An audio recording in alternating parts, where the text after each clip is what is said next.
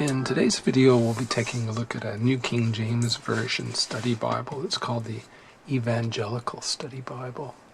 This particular edition is in brown Leathersoft.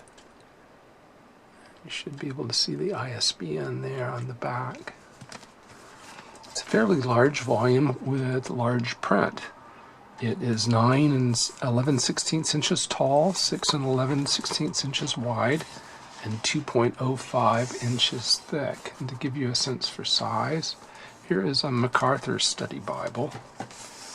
Very similar in shape. MacArthur looks to be a bit wider, similar thickness.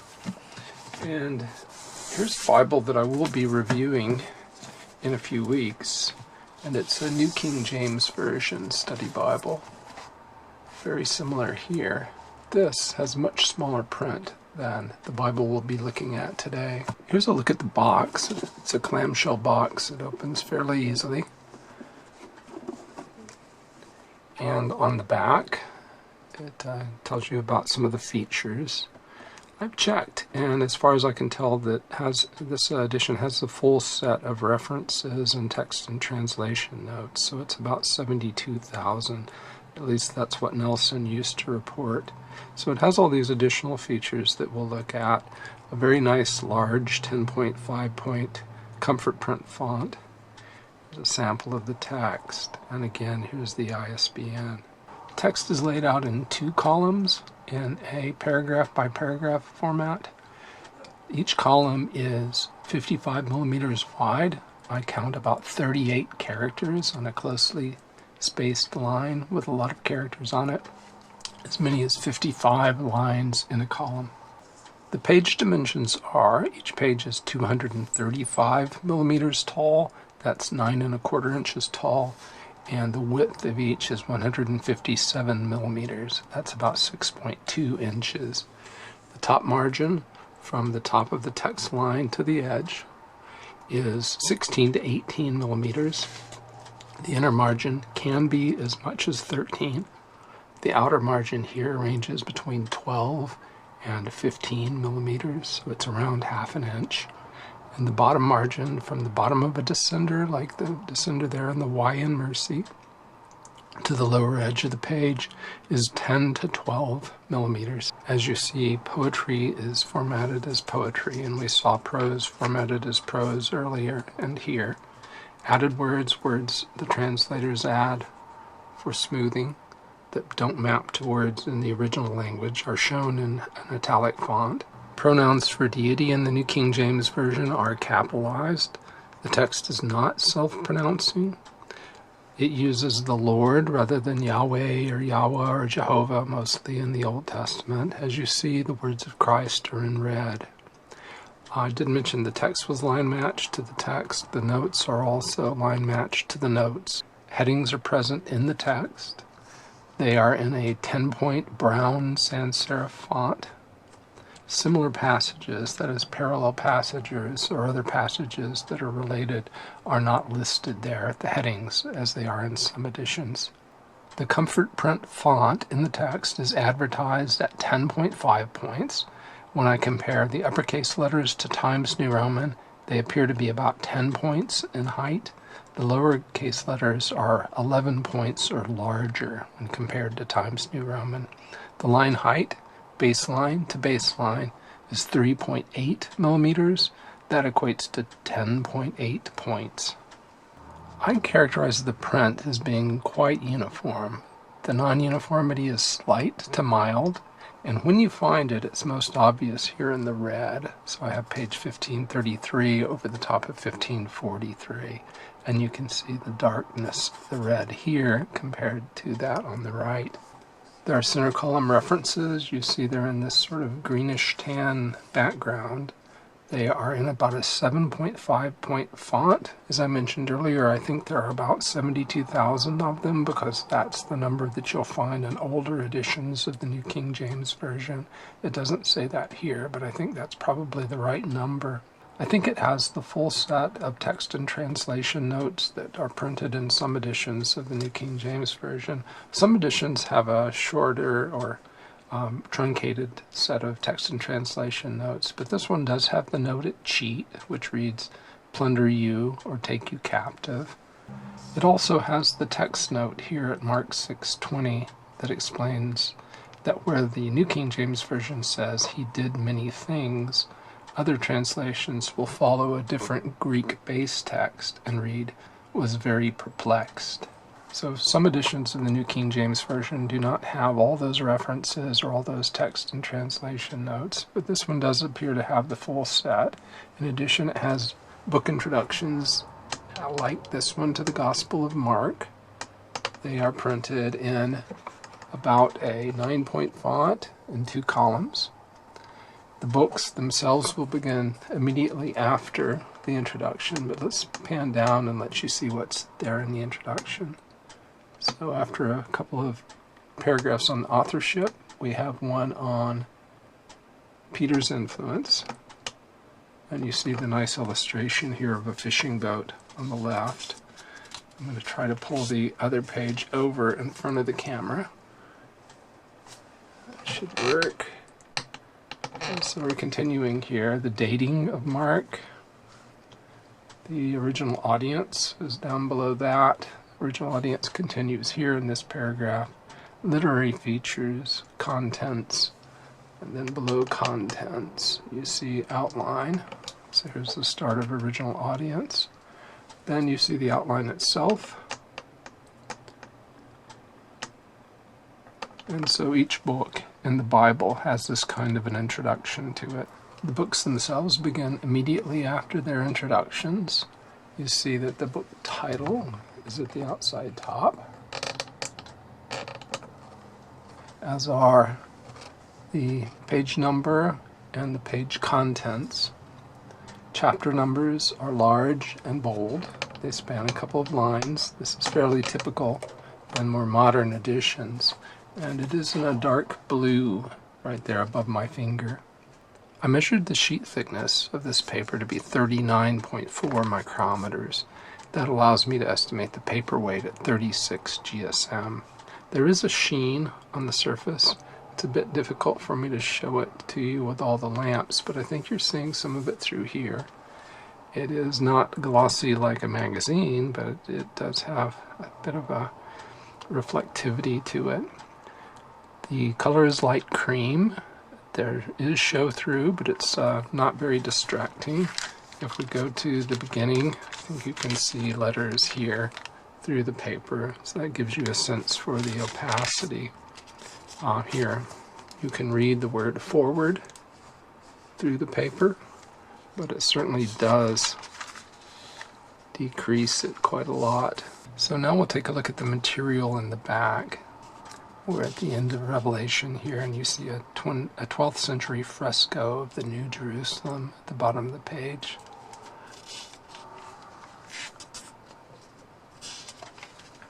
And as we come to the end of the Apocalypse, we have a topical index to Christ in the Gospels. It's 12 pages long, 2 columns, about a 9.5-point font. After that, we come to the table of monies, weights and measures. This is about an 8-point font here, and it's 2 pages. Then we have the Jewish calendar, about a 9-point font, 1 page, followed by prayers of the Bible. This is, again, about a 9-point font being used there. Sans serif clean font. The concordance is 153 pages. It is in 3 columns. It's about an 8-point font, and I estimate about 4,800 of these keywords that are printed in blue. So let's zoom in on the page on the right so you can see that a bit better. So you can see the dark blue keywords, the context lines. I do not know how many context lines there are. The concordance ends with Zophar and Zoar and Zophar. We have a note regarding the comfort print type. 2K Denmark is responsible. And then we have the typical Thomas Nelson maps on glossy paper, 8 pages. You can see some of the sheen here. 7 maps on the 8 pages. They're rather moderate to low detail maps. They do stay out of the gutter, so this map, you lose no geography and grease here. And the final map is of Jerusalem in the time of Jesus, and you come to the decorated paper liners. There's a tree here. So the construction is definitely paste down or paste off and not an edge line construction. You should see the brown headband there, and you have the same brown on the other side, the tail band. We have the 2 ribbon markers. They are brown and green. They're 10 millimeters wide, 33.5 millimeters long. So they're long enough to come out at the corner and be useful. Gives you about that much room at the end. The page edges, as you see, are covered in gold. It's gilt, but not art gilt. On a less expensive Bible like this. There's brown stitching along the edge of the cover, which goes all the way around. The binding is sewn, and you can see that at Genesis 1. We'll open to Genesis 1. We'll look at this material in front in a minute. I'm going to show you the stitching that you can see here in the gutter. So if we can get that to focus next to my finger, you should be able to see the lines of thread there in the gutter of the Bible. The binding is definitely sewn. And I did break this Bible in.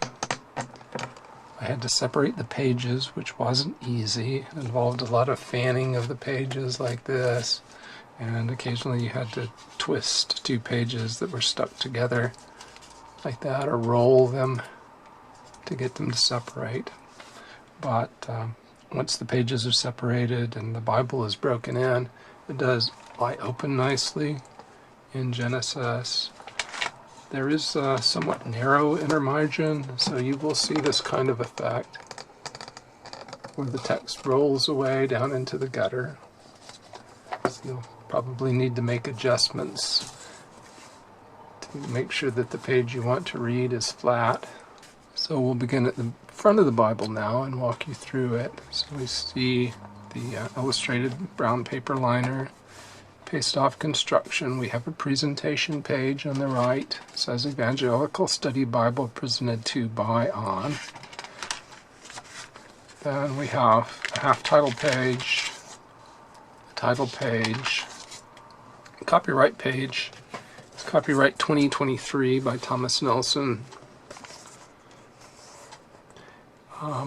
You can tell that this is the first printing in 2023, and it's printed in the People's Republic of China.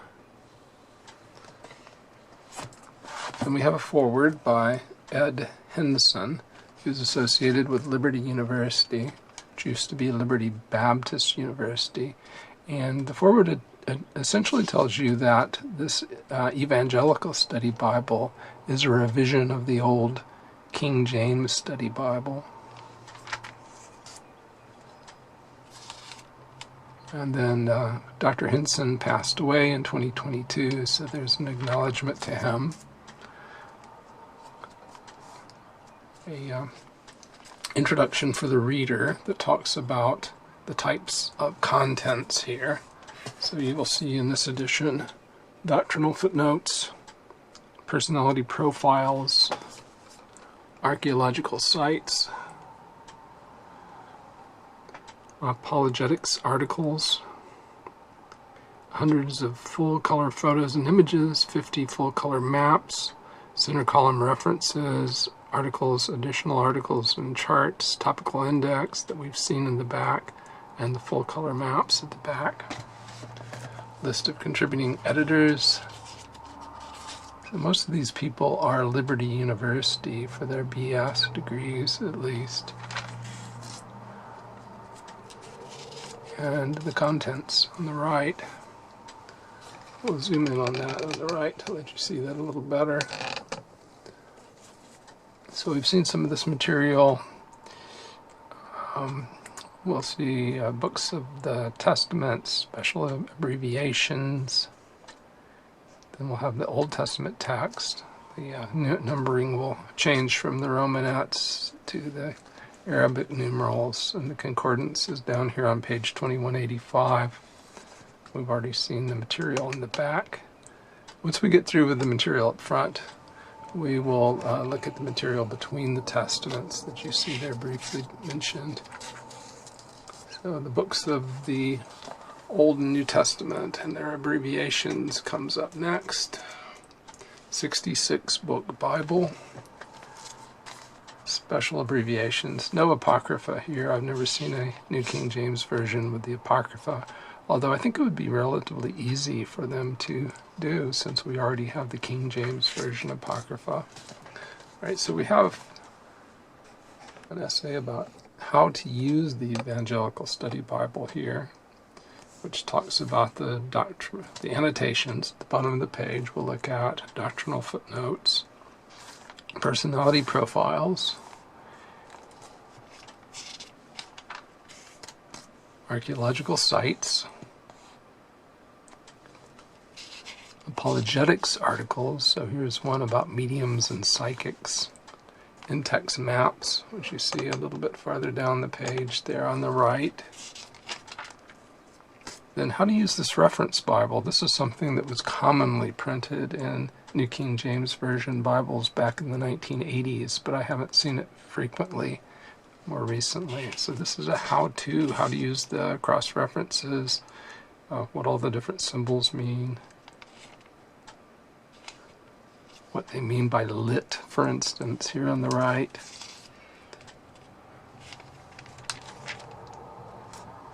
An article about the Bible itself, how to study the Bible, preface to the New King James Version, God's answers to our concerns, introduction to the Old Testament, and the Old Testament itself. Glancing briefly back at the introduction to the Old Testament, you'll see that this edition shows little influence of higher criticism. Jewish and Christian scholars alike have traditionally agreed that Moses was the original author of the Pentateuch, except, of course, for a brief bit. This belief is confirmed in both Testaments, and especially by Jesus himself. So now we're at the end of Malachi, and if we turn the page, we find ourselves at the Between the Testaments essay, which talks about the period of Persian rule, period of Greek rule, the period of Jewish independence,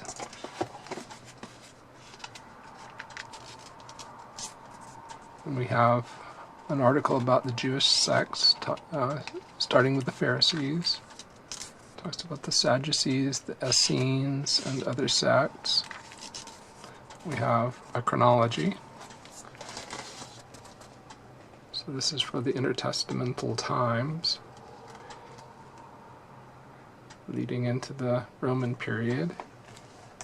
Harmony of the Gospels on the right.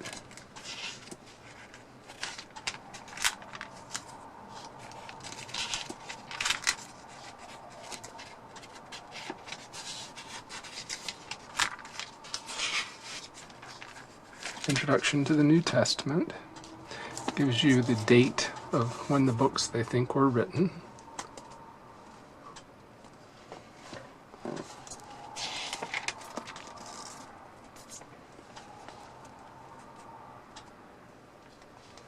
Talks about the arrangement of the books, literary features, the preservation of New Testament writings.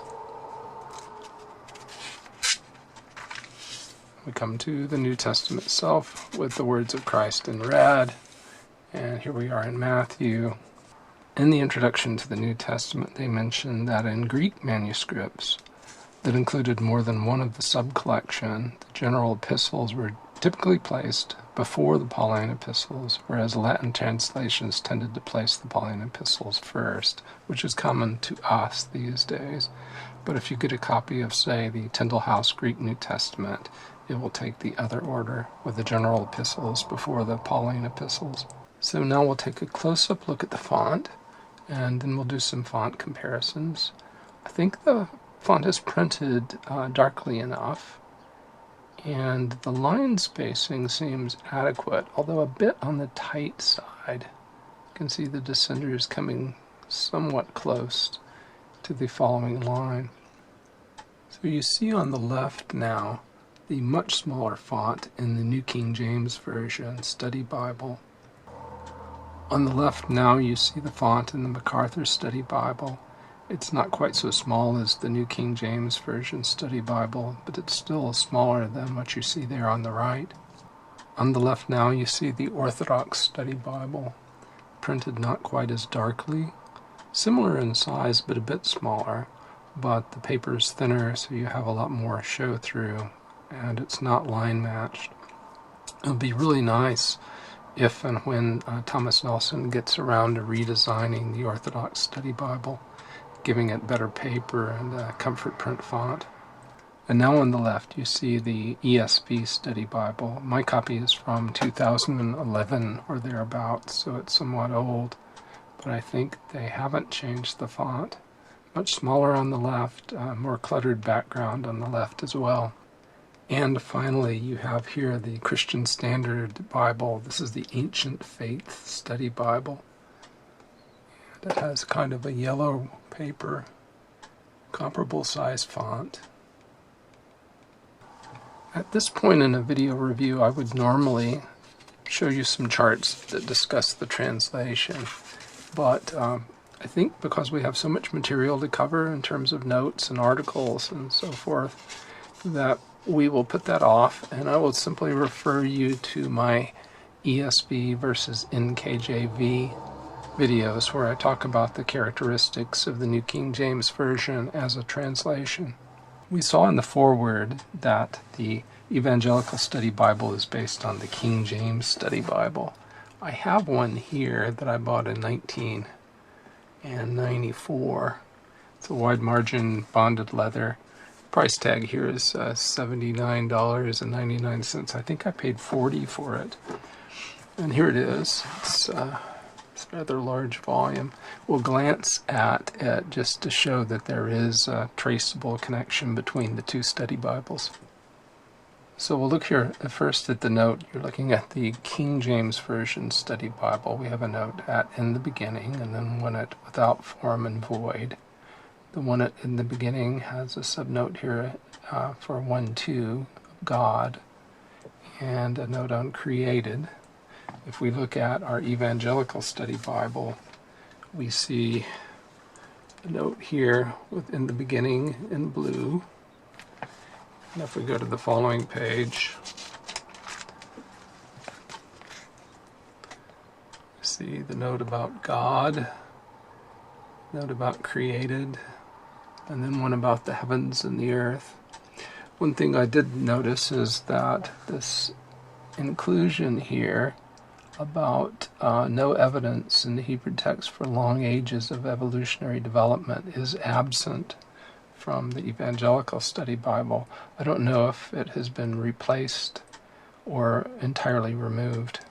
Scrolling down the page a bit, we come to without form and void and God said.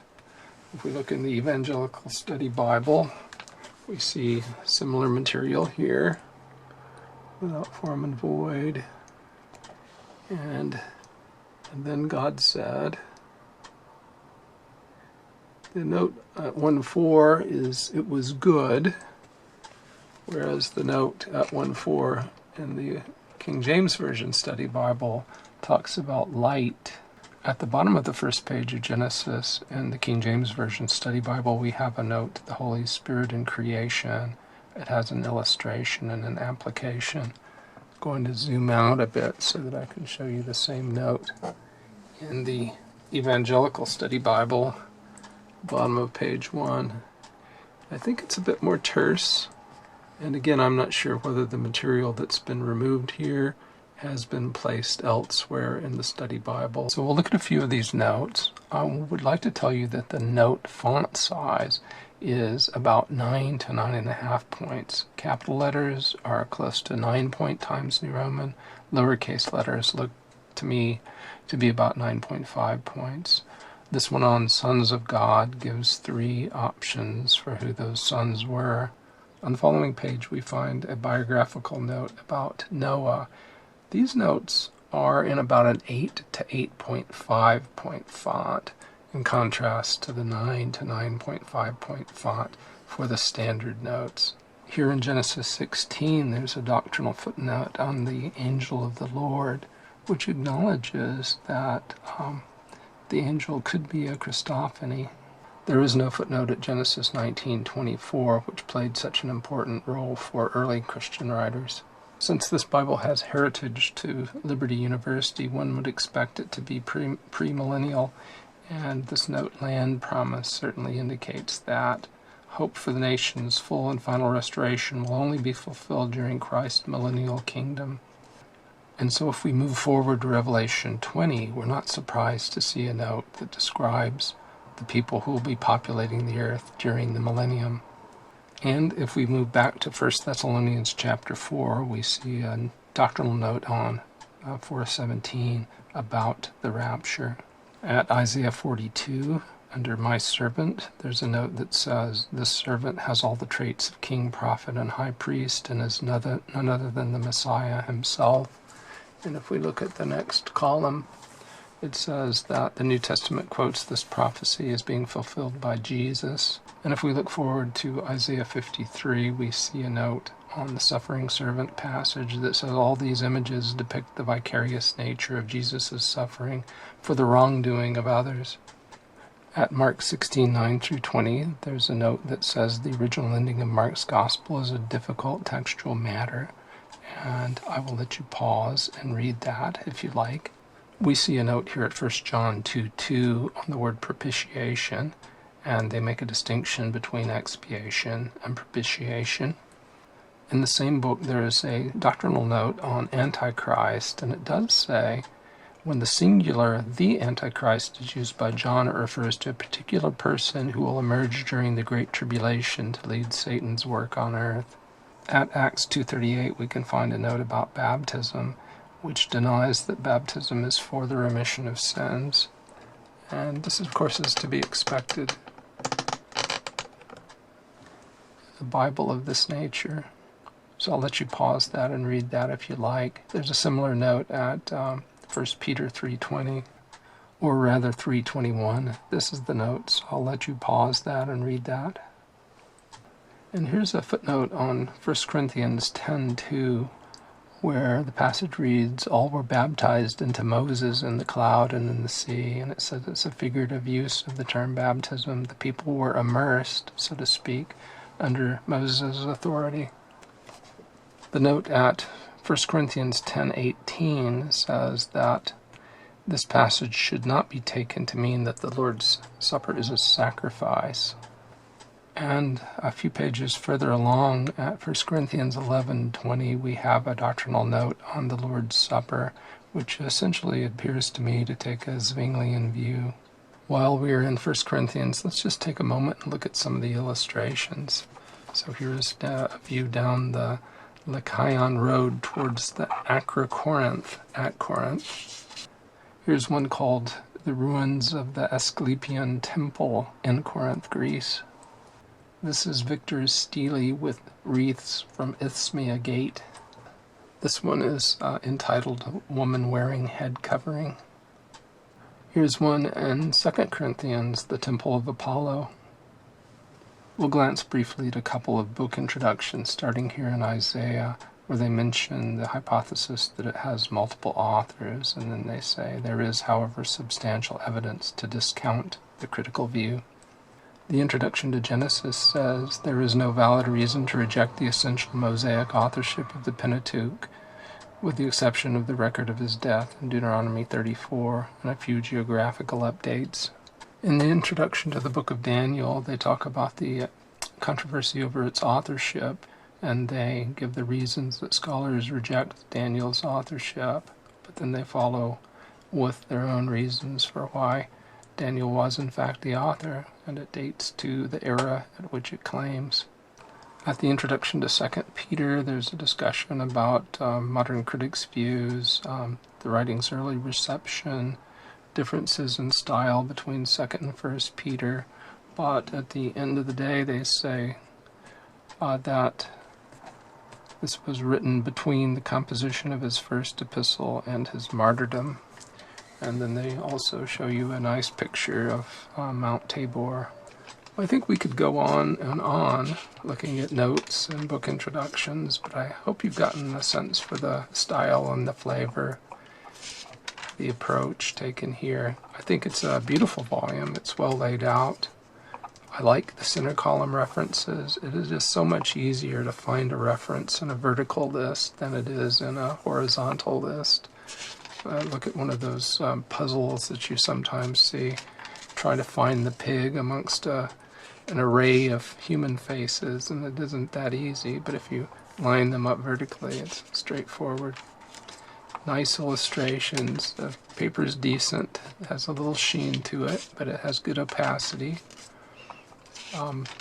Paragraph formatting doesn't bother me, and I don't think it's that difficult to locate verse numbers in the paragraph. So this is a 23 and a 24. Here's 13, 14, 15, 16. So that's not especially challenging. I prefer the Old Testament text to be based on the Septuagint myself, simply because that's what the early church did. But in terms of a Hebrew-based translation, this one's good, and I can always refer to the Lexham English Septuagint or NETS or Brenton if I like. Very nice illustrations throughout here, a good array of footnotes.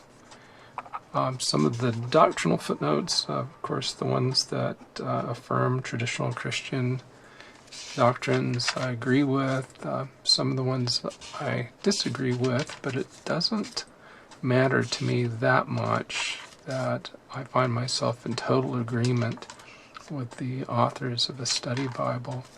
I actually prefer to have the notes in a separate volume if possible, because that allows you to have larger notes. But these seem to be short enough that they're able to be printed in a decent sized font, so that's not a great issue either. So we'll flip through and let you look at some more of these illustrations as we go along.